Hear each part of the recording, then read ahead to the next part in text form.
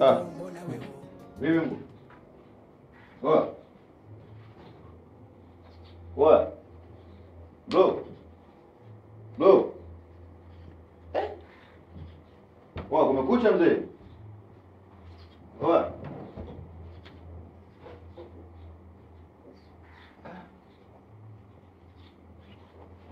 Sina karibia saa 3. Oa. Oa mzee.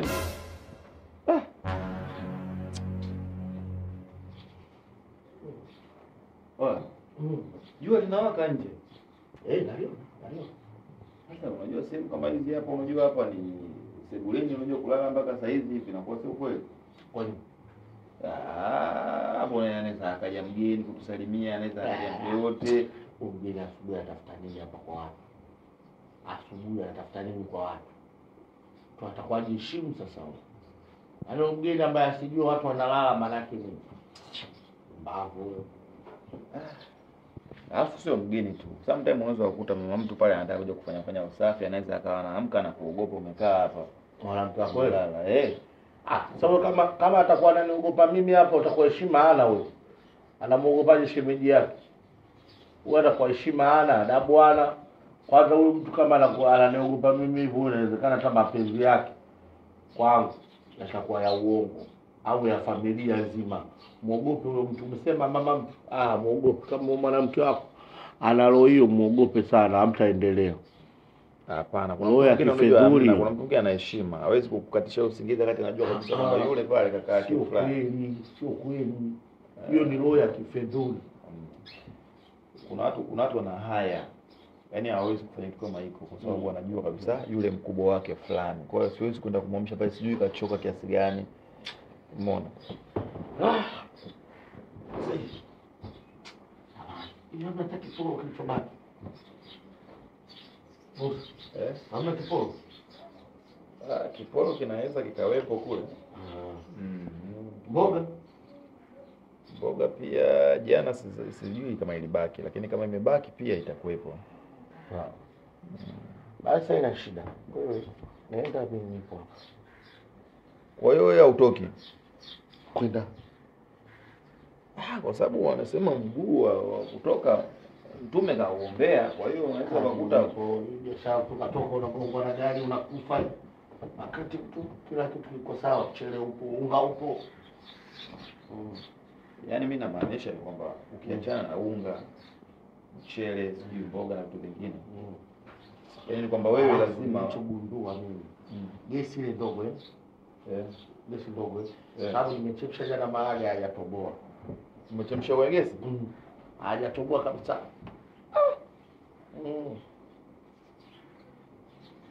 Sasa wewe maharage unachemshaje kwenye gesi? Haiwezekani sasa, inawezekana. Inawezekana. Nimechemsha tu pale imetokota. Maji pia yanakauka, maharage yenyewe hivi. Na maharage sasa hivi na usijui au bandia make, kila kitu bandia jamani. Lakini siku na jiko kule la mkaa ambao tunaweka mkaa na mkaa huko pale ndio la kuchemshiaga mboga ngumu kama hivi. Kumbe. Basi mimi sikujua kabisa. Mimi nikaona kwa sababu jiko tu ndo nikafanya vile nilivyofanya. Basi sikujua bwana. Sasa bwana. Pole sana. Pole.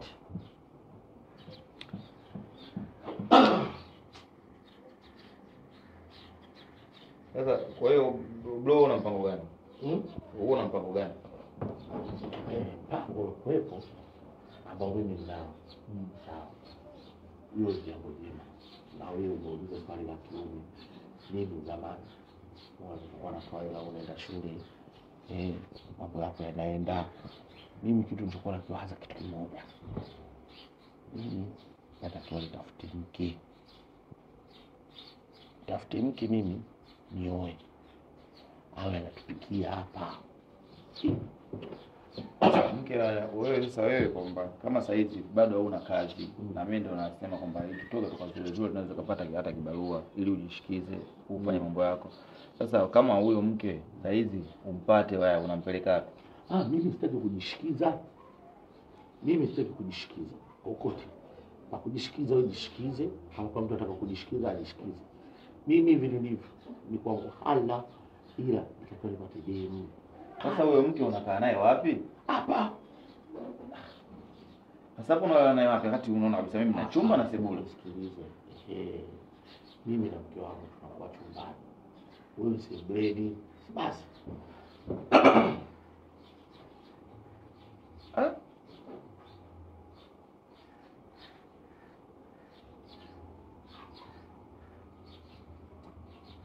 Bro, msikia. Mimi naona wewe labda sio kujielewa. Kwani ndio maana nimesema hivi. Kwa tafute mishe. Ili ukipata mishe ya kujishikiza yote ambayo unaweza kupata. Mimi sitaki kujishikiza, nani atafute mishe? Sasa wewe utaishi vipi maisha haya? Wewe si upo? Sasa mimi nikiumwa. Sasa hata kama utaumwa ndo mtu umwe mwezi mzima jamani, wakati mtu mpambanaji kabisa. Kwa afya gani mbaya uko nayo? Bro, msikia. Hapa mjini unajua. Unaposema usikia. Unakuwa kama ukupatenda au ndishi. Sikia.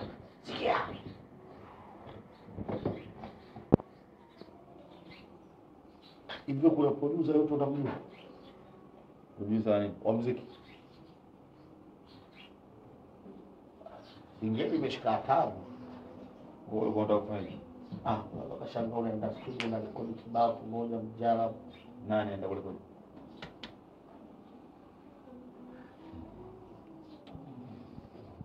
Sasa brother, yani hapa tufanye tu kitu kimoja tuelewane. Sawa bwana. Maisha ya town bwana hivi, kila kitu ni hela. Umeme hela, maji hela, nini hela. Kila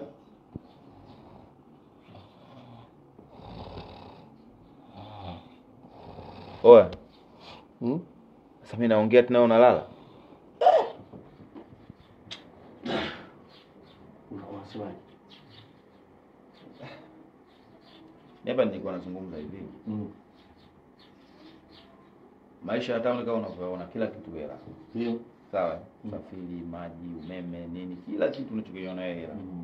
Sawa? Na hapa hamna shamba kwa mtu hapa ana mahindi ndani ana mpunga. Ujinga huo. Ukishaanza mambo ya kulimalima. Ukiwaza hivyo kwanza ufanikiwe. Ukianza kulimalima ufanikiwe. Kwa hiyo sasa mimi nilikuwa nafikiria tutoke. Twende tukaangalie misha. Na nani?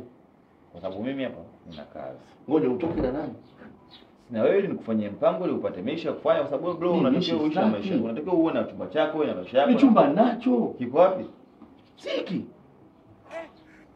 Bro mpoa serious. Unajua mimi nimekaa na wewe hapa. Sio kwamba mimi sina mwanamke. Mimi na mwanamke wangu nasema kwa sababu sijamuoa. Ndio maana ulipofika wewe nikasema ndio wangu afika. Haiwezekani wewe ukae hapo. Ndio maana mimi nilisikilize, mimi sio mjinga. Sawa, mimi najua ninachokifanya. Wewe si ndio umepanga hapa? Wewe ndio unataka upange sehemu nyingine. Haya, ili uishi na mwanamke wako. Sawa. Nimeenda kupanga sehemu nyingine. Na wewe hauna kazi. Kodi hapa atalipa nani? Wewe ndio unafanya kazi. Yaani nilipe kodi ninapokaa tena napohamia, nilipe kodi tena hapo. Au utafuta nyumba kubwa tuhamia hapo. Vyumba vingi. Na hivi vitu vya ndani kitanda nini na kuachia wewe. Ndio unasemaje tafuta nyumba kubwa uhamie hapo. Ndio itakuwa unyama hapo. Mimi nakaa na mke wangu na nakaa na mke wako. Kodi kila kitu unalipa wewe, msosi nini. Na wewe kazi ufanye. Mimi kazi nafanya. Wewe kazi nilofanya mimi kukupeleka shule asubuhi, kukuamsha asubuhi na hata nini. Wewe dogo wewe ni si unakumbuka mwenyewe? Zamani. Kwa mimi bwana. Alafu nilikuwa nataka niseme nini? Hebu naomba fundiri kwanza.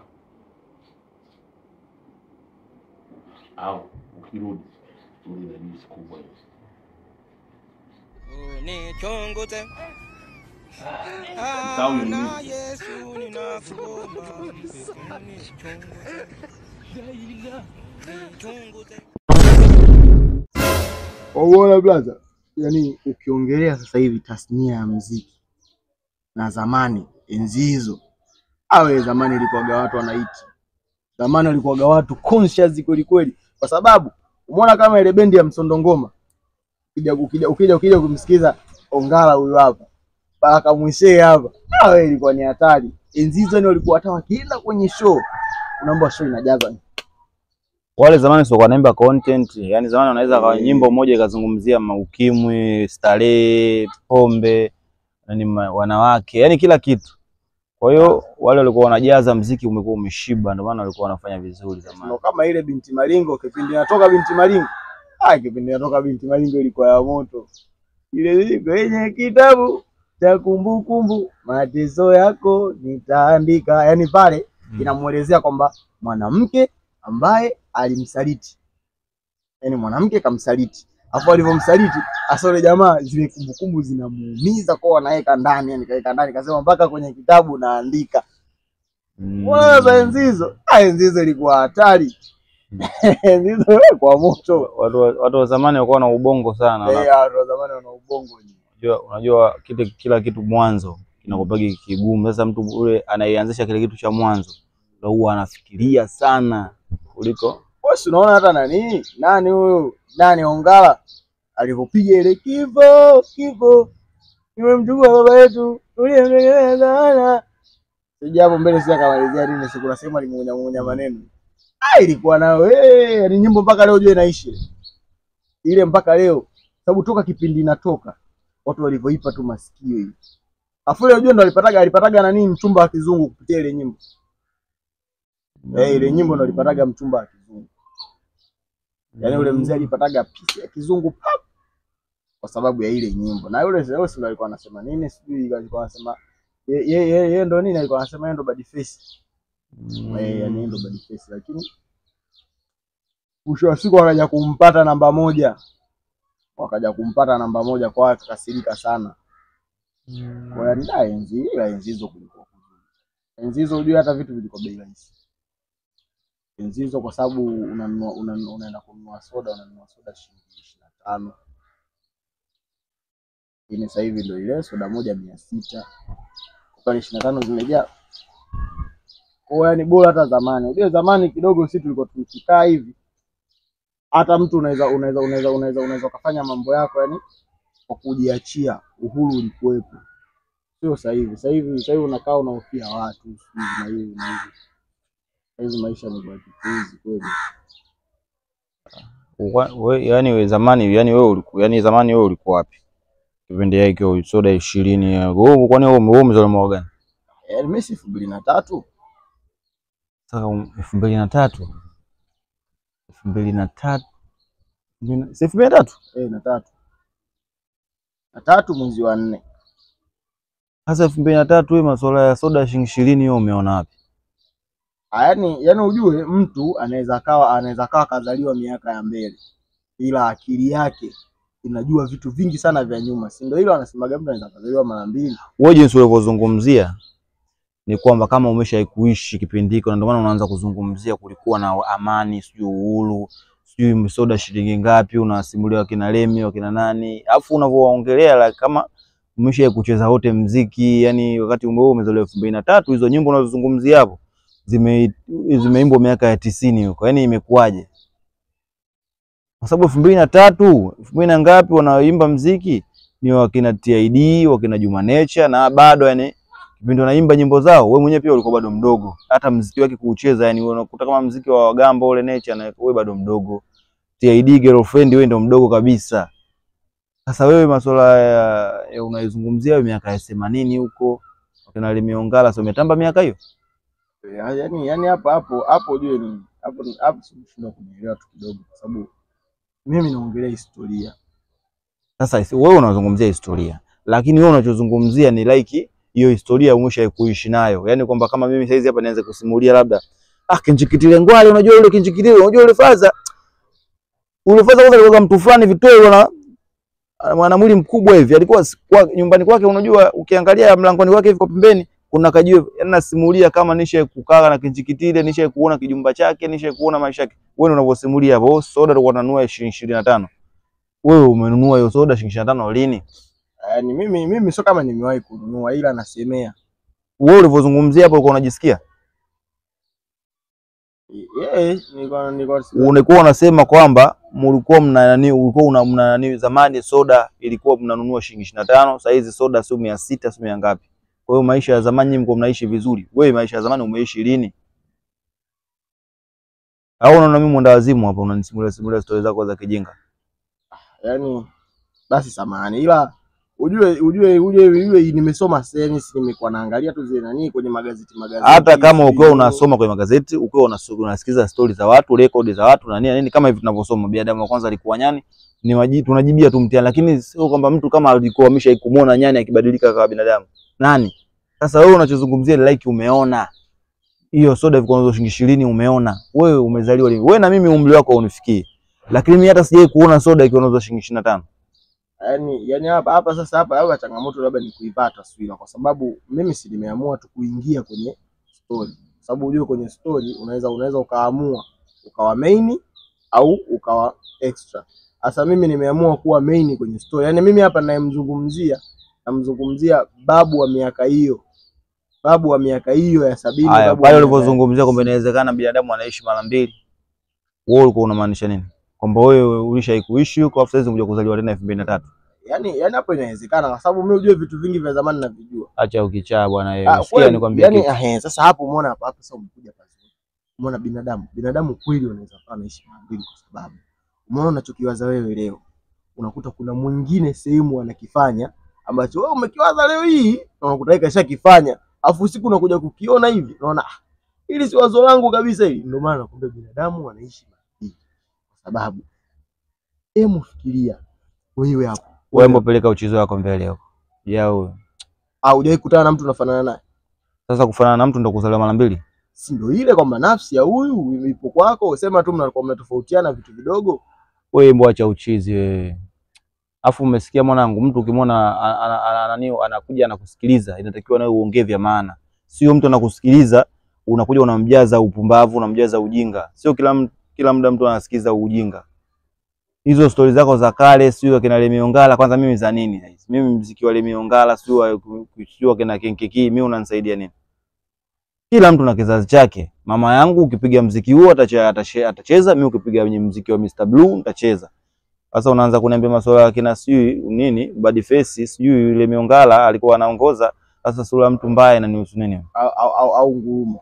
Umeona Ngurumo si hapa juzi alizawadiwa gari sijui na nini. Nikumbuka gari. Sasa hiyo mimi inanisaidia nini story kama hiyo? Unajua kuna story unatakiwa upige maskani, sio story za kijinga. Piga story ambayo mtu akitusikiliza anaweza kusema sasa kwamba wale wanajadili vitu vya maana. Haya, wewe unajadili msondo saizi wa nini? Yaani si muziki ulidevelop, yani kwamba muziki wa sasa hivi na wa zamani ulikuwa wa moto, au kuwa na umoto wowote, ila zamani wasanii walikuwa wachache, ndio maana walivyokuwa na viimba vinasikika sana. Sasa hizi kila nyumba ina msanii, hamna umoto wote. Okay, lakini zamani maisha yalikuwa mazuri. Baadaye. Yaani brother